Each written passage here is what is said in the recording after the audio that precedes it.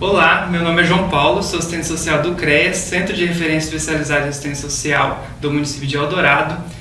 Estamos no mês de junho violeta, mês de combate e conscientização à violência contra a pessoa idosa.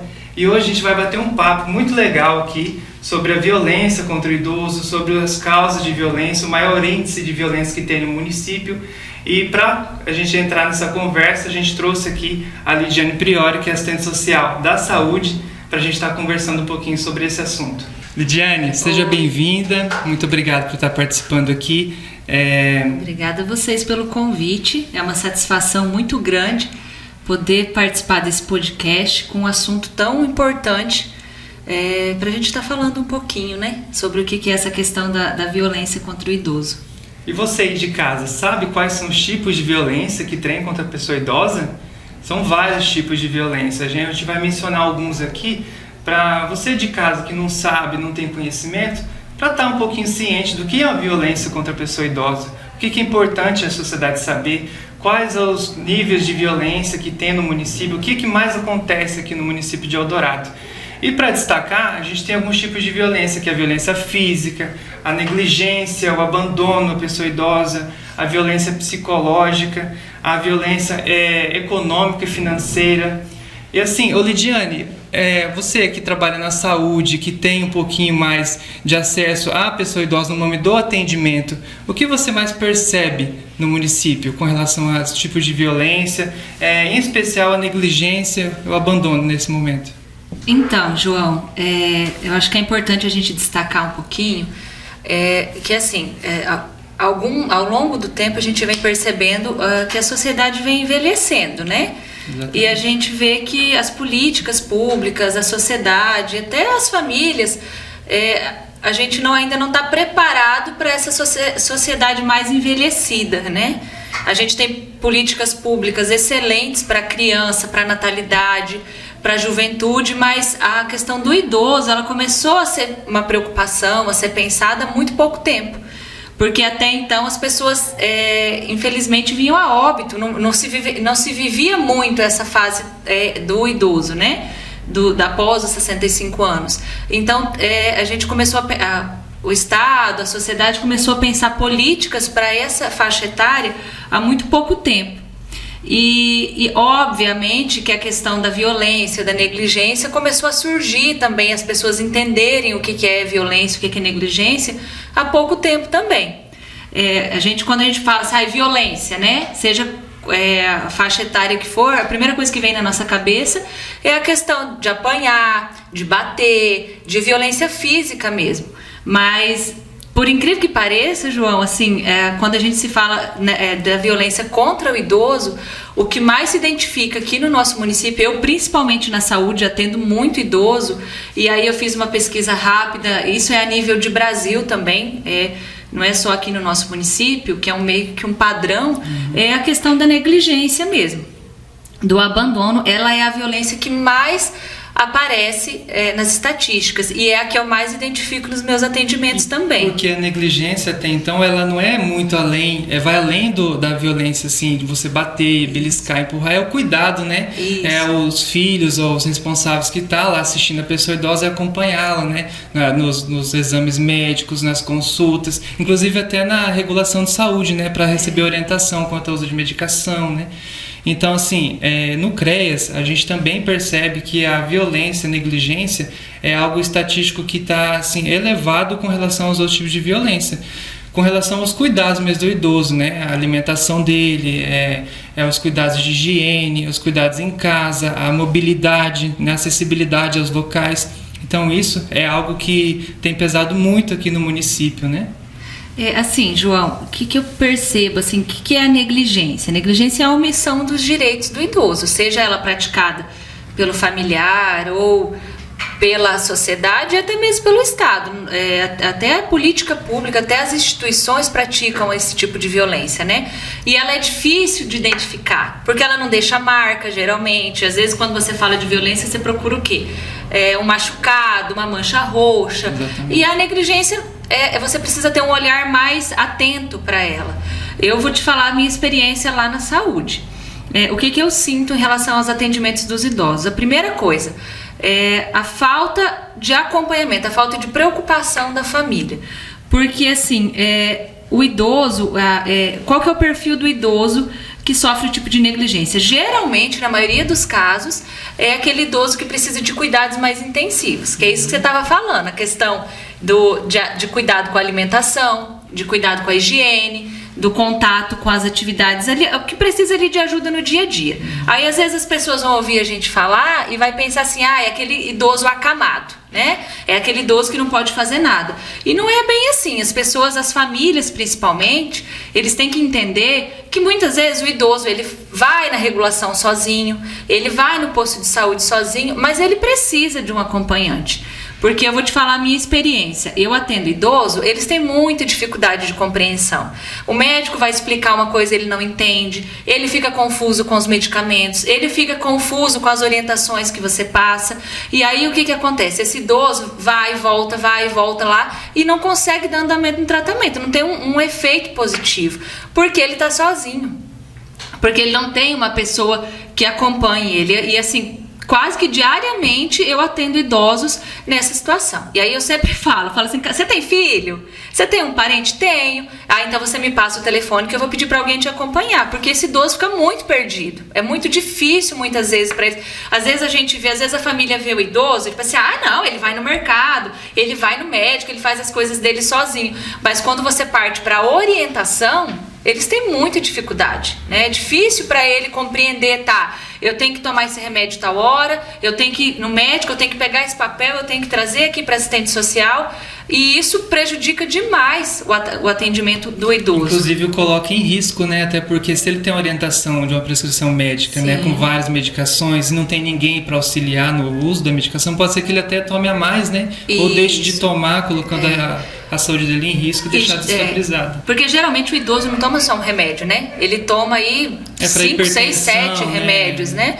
E aí ele se atrapalha ali na hora de como tomar. Então, assim, o que eu acho que é de extrema importância a gente ressaltar aqui nesse bate-papo é que as famílias entendam a importância deles estarem acompanhando os idosos nos atendimentos, né?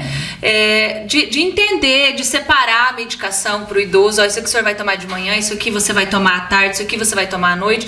Olhar a alimentação do idoso, acompanhar, ele está se alimentando direito, não está. A questão de higiene também é uma questão bem complexa, né? A gente tem, às vezes, as famílias falam, ele que não quer tomar banho, ele que não quer se alimentar, mas a família tem que acompanhar mesmo assim. Porque é um tipo de violência também, a autonegligência, né? Que é quando o próprio idoso não aceita o tratamento, ele acha que não precisa se cuidar, a questão da alimentação, da higiene, ele também coloca uma barreira. Eu atendo muito esse tipo de caso também, João. Quando o próprio idoso põe a barreira para o tratamento de saúde, para os cuidados do dia a dia. Só que assim, a gente tem que insistir. Eu e você no CRES, eu na saúde, a gente já acompanhou casos juntos de idosos que você vê que ele não tinha mais condições de se cuidar sozinho. E mesmo assim ele estava ali insistindo, não, eu não vou, eu não quero, eu quero viver assim. Só que nós, enquanto profissionais e a família, tem que insistir. Não quer tomar banho, mas tem que ir lá todos os dias, tem que ir lá ver se está comendo todos os dias, porque senão o idoso fica abandonado. E muitas vezes essa questão da autonegligência é necessária até uma intervenção com a psicóloga, para ela poder trabalhar isso com o idoso, né? A necessidade dele se cuidar também. Então, assim, eu acho que essa ausência de cuidado da família, muitas vezes é porque a família não quer mesmo se interessar nos cuidados com o idoso, e muitas vezes por achar que aquele idoso, ele dá conta sozinho da vida dele. E não é bem assim, né? A gente precisa estar acompanhando de perto. Às vezes falta um pouco de orientação dos familiares, né? De perceber, né, o risco que esse idoso corre. Isso. E conscientizar esse idoso que ele precisa se autocuidar, né? Se cuidar da sua saúde e aceitar cuidados dos familiares, né? Que acontece muito. Tem casos de idosos aí que eles, assim, têm a mobilidade, né? Conseguem andar e ir no mercado, só que ele não consegue fazer sua alimentação direito, de forma adequada, né? Que acontece de ter anemia, né? Ter uma perda da saúde ali, por conta de alguns cuidados que às vezes os familiares poderiam estar lá auxiliando, né? Fazendo alimentação, né? Dando auxílio ou ajudando nos cuidados da casa, que isso tudo prejudica, né? O idoso que não aceita esses cuidados também. Então, assim, algo que a sociedade em geral tem que se conscientizar com relação a isso, o autocuidado do idoso, né? O idoso perceber que precisa de ajuda, todos nós precisamos de ajuda em algum momento da vida. E o idoso, mais ainda, né? Com relação aos cuidados básicos em casa, porque tem toda a série de riscos, às vezes pode se machucar, então assim, aceitem cuidar dos seus familiares e os familiares também, né? Ajudem a cuidar dos seus idosos, né? Quem sempre cuidou da gente. Lidiane, tem um ponto muito importante também que acontece no município, que assim, acho que grande parte dos idosos já pode ser que tenha passado por alguma situação nesse sentido, que é a questão do uso do benefício, né? Aposentadorias, os BPC, né? Aposentadoria por idade, enfim. Todo idoso que recebe um benefício, né? Quando chegou na aposentadoria ou tem mais de 65 anos que está recebendo BPC, a questão do uso, né? Na saúde, você percebe um pouquinho a questão desse uso irregular do benefício? O que você sente com relação a isso? João, eu identifico demais, assim, eu posso falar para você que 90% dos idosos que eu atendo tem o famoso empréstimo no benefício. E aí quando você começa a conversar com eles, para que o senhor fez esse empréstimo? Para que a senhora fez isso? Ah, não fui eu, foi o meu filho, foi a minha irmã, foi um vizinho, foi um amigo. Ah, sim, e a pessoa está pagando o empréstimo? Não, não está. Então, assim, isso é muito sério, muito, porque o idoso, geralmente, eles só tem um salário mínimo de benefício, só um salário mínimo. E os familiares ou conhecidos fazem empréstimo demais no nome deles, demais, e não pagam. E aí você vai fazer o atendimento com o idoso, ele está recebendo lá 700, 800 reais por mês de benefício. E o que um idoso faz com esse valor? A maioria deles pagam aluguel. Então, assim, o uso indevido do benefício do idoso é muito comum, muito, e eu acho que é um ponto que a gente tem que destacar, porque isso é crime. E você fazer um empréstimo no nome de um idoso, não ressarcir esse idoso, é crime. Isso você pode ter uma consequência, isso, né, no juizado, enfim. Então, eu acho que os idosos precisam entender o que acontece. Eu falo, mas por que você deixou fazer um empréstimo no seu nome? Ah, mas é meu filho, é minha filha, como que eu não ia deixar? Estava precisando, né? E aí o idoso fica ali, a ver navios, né? Simplesmente a pessoa vai lá, faz um empréstimo, larga o idoso lá cuidando com o prejuízo e não dá satisfação, não paga nada, e quem sofre com isso é o idoso. Então é muito sério mesmo. E junto com essa questão econômica, eu acho que vem uma outra questão também que a gente tem que destacar, João, que você deve ter percebido isso já no CREAS também, a gente tem muitos casos que os pais de idosos criando os netos. Muitos casos. Muitos. E aí você fala, mas cadê o pai? Cadê a mãe? Ah, não sei, não quer saber, não ajuda esse idoso. Semana passada mesmo eu atendi uma idosa, ela cuida de 3 netos. O pai mora no Paraná, a mãe mora aqui e ninguém ajuda ela. Ela cria esses 3 netos com um salário mínimo. E aí passa-se uma responsabilidade para o idoso que não é dele. Eu tenho vários idosos que criam os netos, que os netos são usuários de droga, são agressivos, e aí quando você vai falar com a mãe, fala, olha, o idoso está sofrendo violência, o filho é seu, é você que tem que cuidar, a família simplesmente fecha os olhos. Não intervém, né? Nesse caso. Não intervém. Né? Larga o problema lá com o idoso, né? E aí o idoso tem que se virar com aquelas criança, ou o usuário de droga que está dentro da casa, ou até um filho, né? Que às vezes tem algum problema psiquiátrico, os outros filhos não ajudam a cuidar, enfim, o problema fica lá com o idoso. E aí nessa fase da vida que ele está mais frágil, que ele precisa ser cuidado, ele acaba tendo que reiniciar um ciclo da vida, que é criar os netos, ele deixa de ser avô e avó e passa a ser pai e mãe. Novamente. Né? Isso. E aí os pais que deveriam estar com essa responsabilidade estão de boa, né? Estão aí vivendo a vida deles, não quer saber se o neto está dando trabalho, se não está, simplesmente larga toda a responsabilidade não quer saber lá. se esse idoso está saudável fisicamente, mental, isso. Né? Tudo isso por causa desse desgaste que tem de estar cuidando dos netos, né? Não ajuda nem financeiramente na criação dos filhos e nem nos cuidados, né? Então isso eu acho que é um ponto que a gente tem que destacar também, porque aparece demais, João, demais essa questão dos idosos tendo que se responsabilizar pelos netos. E olha só como que puxa, né? A negligência, o uso do benefício e essa sobrecarga que os filhos impõem aos pais, né? A cuidar dos netos serem cuidados pelos avós.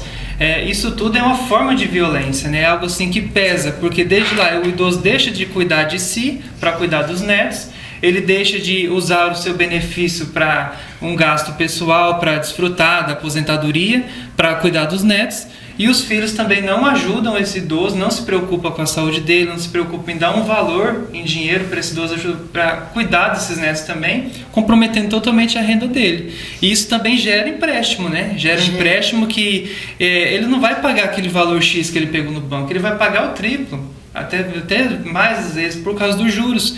E assim, ele não recebe nada em troca, né? Por ajudar esse familiar que tanto precisava. E o idoso também precisa. E como que fica, né? Essa questão. Como que vai ficar um idoso que tentou ajudar o filho e depois não recebeu nenhum valor para pagar aquele empréstimo, nenhuma previsão para estar quitando esse empréstimo para esse idoso, para ele poder receber o seu valor inteiro da aposentadoria, que é algo que compromete muito, né? Compromete muita renda. Aí esse idoso ele tem custos com farmácia, aí ele fica devendo a farmácia, não consegue se alimentar direito porque o dinheiro no mercado não é suficiente. Então é algo que a sociedade tem que estar consciente.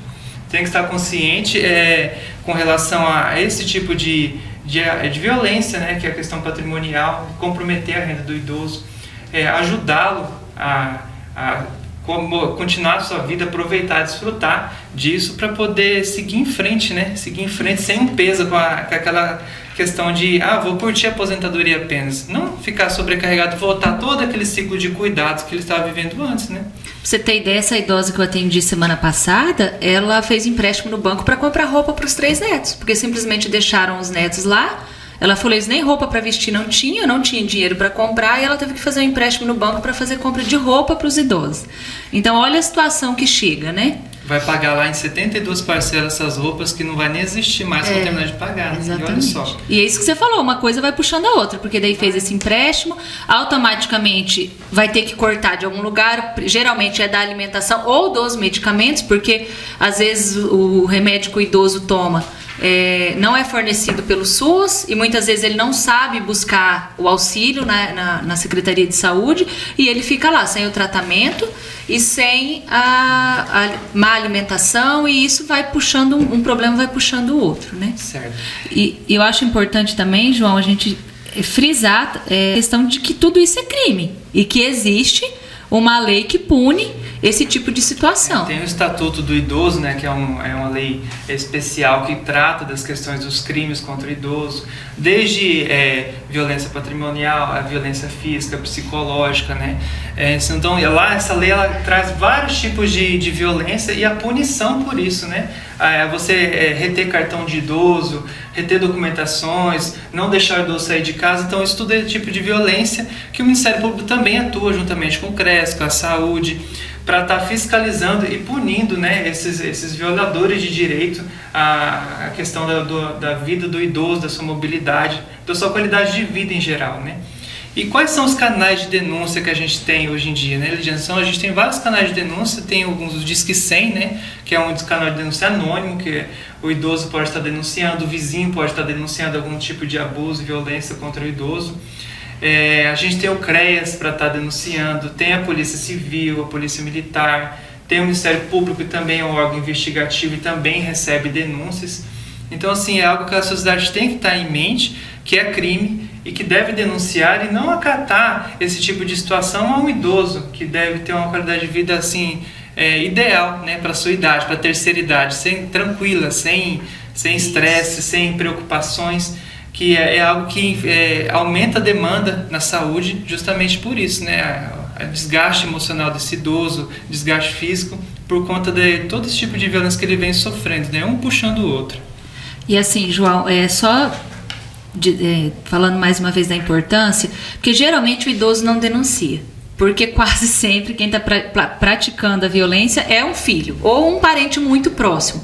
Então, até no atendimento, quando você está atendendo ele, que você fala assim, nossa, mas né, isso é um tipo de violência, porque daí você vai orientar o idoso, ele fala, não, mas eu não quero falar nada, não, porque é meu filho, eu não quero fazer isso com meu filho. Então, a importância de nós técnicos, tanto o pessoal da saúde, da assistência social, lá na escola, quando o idoso está cuidando da criança e vai na escola, a importância de toda a sociedade conseguir perceber, né, que aquele idoso está sofrendo algum tipo de violência e fazer a denúncia, porque quase nunca o idoso, a não ser que seja uma situação muito extrema, o idoso vá fazer a denúncia, mas eles não fazem. Não fazem porque geralmente é uma pessoa muito próxima, que eles têm um apreço, um carinho muito grande, então eles não querem prejudicar esse familiar. Então nós que atendemos o idoso, os vizinhos, os amigos, o pessoal da igreja, tem que ter um olhar atento. Opa, peraí, eu acho que esse idoso está sofrendo algum tipo de violência. E aí, que nem você falou, tem o Disque 100, que é anônimo, você não precisa se identificar, você vai ligar lá, vai passar o endereço da pessoa e o que você acha que está acontecendo, e aí a equipe, nós, a CREA, Saúde, Ministério Público, que vai fazer o acompanhamento para se confirmar ou não o tipo de violência. Então, assim, destacando aí a importância da sociedade em fazer as denúncias.